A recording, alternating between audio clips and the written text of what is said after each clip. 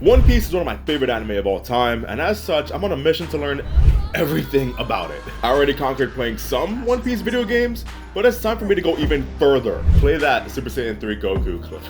To go even further beyond! On this channel, I covered the original Hunter x Hunter pilot, which was put together to give audiences a sneak peek as to how an anime adaptation of that series could potentially look like. Well, on the same day that pilot aired across Japanese theaters was the legendary One Piece, Defeat Him, the Pirate Ganzack, the first ever true animated adaptation of One Piece. So today I want to break this OVA down. I want to see if it still holds up somehow all these years later. My name is Josue, welcome to the Panic Weather channel. Let's talk some One Piece.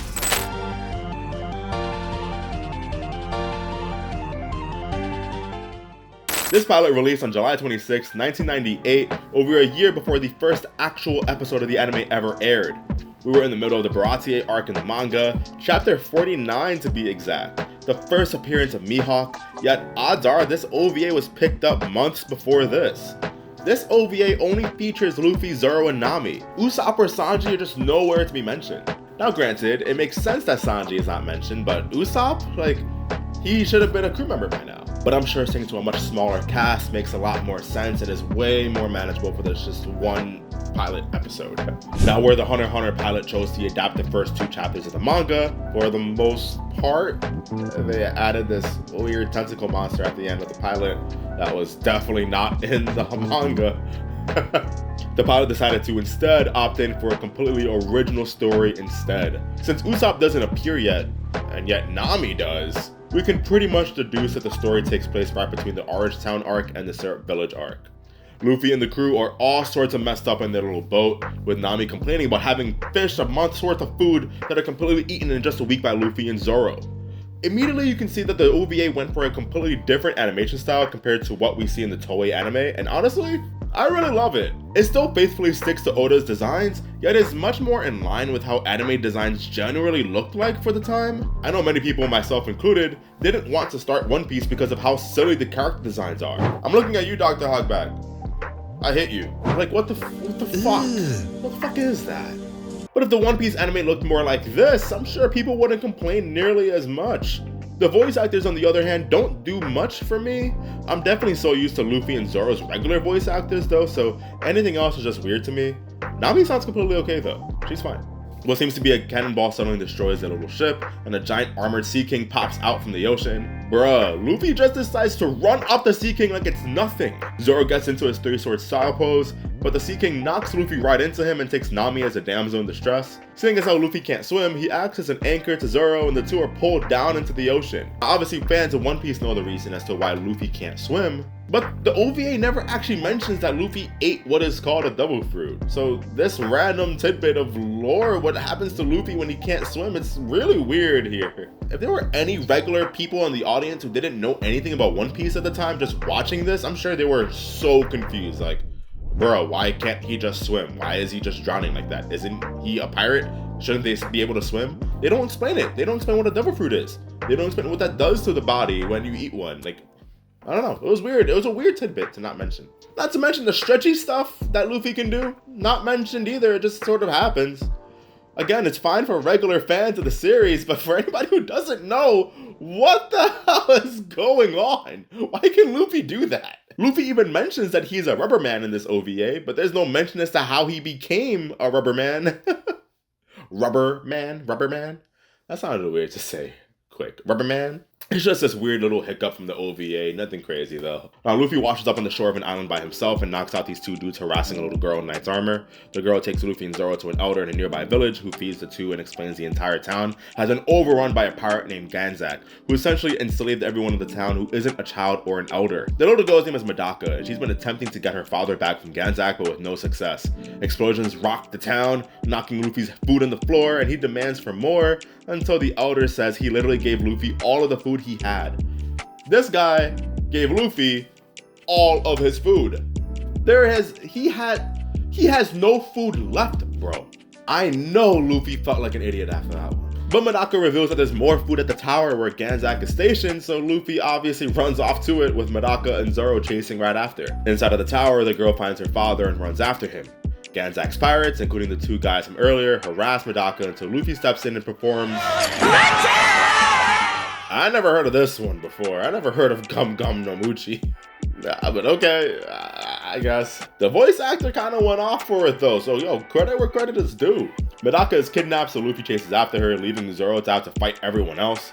The animation for Zoro here is so sick and smooth, but what I'm probably the most angry about is Zoro is never shown doing anything. The OVA pretty much refuses for us to see what Zoro does. Like, there's multiple times in this OVA where Zoro's about to fight a big group of enemies and they don't show what happens. They don't show the fight. The camera always goes back to Luffy. We only check in with Zoro after he fought everyone. Yo, that definitely sucks too, because yo, Zoro's my guy. Zoro's all of our guys. Like, I want to see him fight, especially in this animation style. That would have been so sick.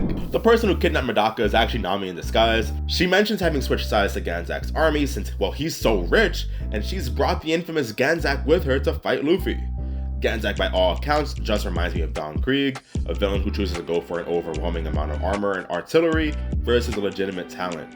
I'm sure the creators of this OVA chose to use him as an inspiration, considering every other villain in One Piece so far pretty much sucks. I love Buggy, but if we only had the Buggy from Orange Town as a reference, that definitely wouldn't make for the best villain ever. Regardless, Ganzack actually manages to defeat Luffy in combat, using this goo, or whatever it is, to subdue him.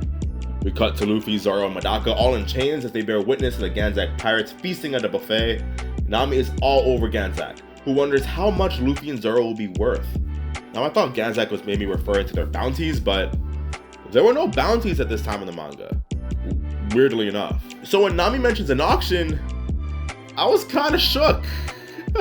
That was pretty dark. Like, I know One Piece gets that dark, but it didn't get that dark this early. Well, I guess maybe Sanji's backstory was a little dark, but like, what they're referring to, like the auction stuff, that's pretty dark.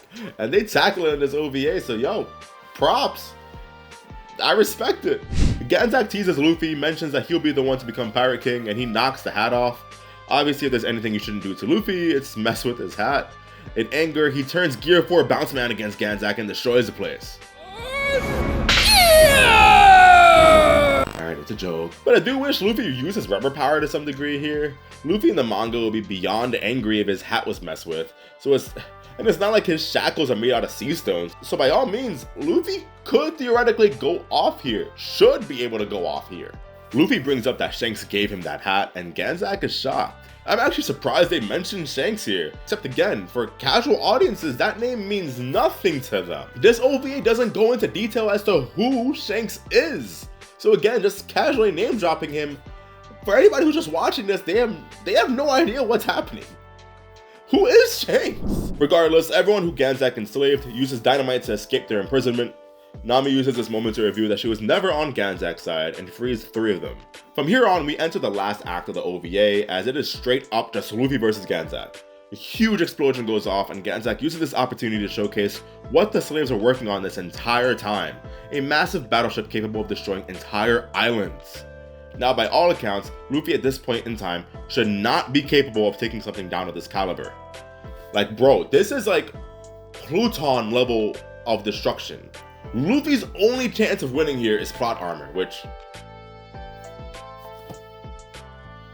I mean, let's be real, he has it.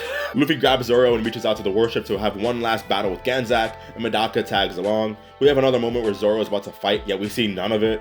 Luffy is about to lose to Ganzack, who tries to cut off Luffy's head, but Medaka jumps in and gets her head cut off instead. Luffy gets beyond pissed off at this point and busts out of Ganzack's chains. I mean, I expected that to happen earlier when he was chained up, so why? Never mind, whatever. I clearly knew what Luffy was capable of. The OVA knows what Luffy is capable of. I don't know. In his anger, Luffy performs the Gomu Gomu no Sledgehammer to take down Ganzack. The townsfolk uses a cannon to defeat the Sea King. Things should be looking good, but Ganzack managed to live and tries to set off one final missile to the island to destroy it. And what is probably the coldest moment of the entire episode, Luffy knocks Ganzack straight into the line of fire, completely destroying him. Bro, that is dark. That is super dark. I'm kinda here for it. Luffy is essentially a murderer, and I kinda dig it. I kinda like him being a murderer. Yo, Ganzak is just straight up dead. He's dead.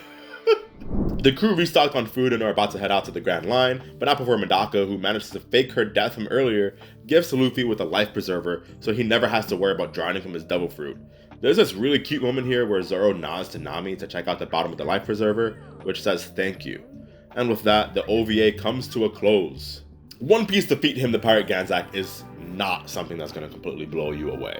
Its villain isn't among the best One Piece has to offer, and the story is really reminiscent of arcs like Alabasta and Dressrosa. But what it does to do surprisingly really well is capture the heart of One Piece, and in just 25 minutes at that. Where the Hunter x Hunter pilot definitely had moments that made me feel like it was completely dissonant from what the original manga's intentions were, this OVA never actually felt like that. Luffy's regular ambitions are here, you come for the food, you stay for the justice, Nami is two-timing, and Zoro is silent yet cool as always.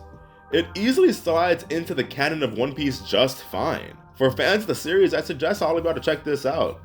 It's available on YouTube for free. Even if it won't blow you away, I think it just still serves as a really cool tidbit of One Piece history that is just here. Why not check it out, if you're a big fan of One Piece at least. Now, nothing else ever really came from the story told in this OVA. There was apparently a novel which declared Ganzack as dead by the end of the story, which was obvious. I feel bad for the guy. I mean, as Ganzack, the greatest One Piece villain after. I can't lie to myself.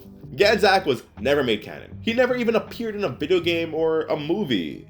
Except for One Piece Film Red, of all things. One Piece Film Red's director was actually the same director as this pilot episode, as this OVA. Whatever it is there a difference really? I keep calling it pilot, but it is an OVA, but it's an OVA as a... Anyways, that director just had to slide his own character into Film Red. Just one time for the one time. We see Ganzack one last time in Film Red. What a world we live in. Oh, here's hoping my guy can show up again. I miss you, Ganzack. Maybe in a cover story, or you know what I really want actually? I really want a remake of this OVA. They were able to do a lot in the anime, just, even remake that original Romance Dawn. Like, why not remake this? I think it would be pretty sick. Like, what a cool little thing to go back to. I don't know.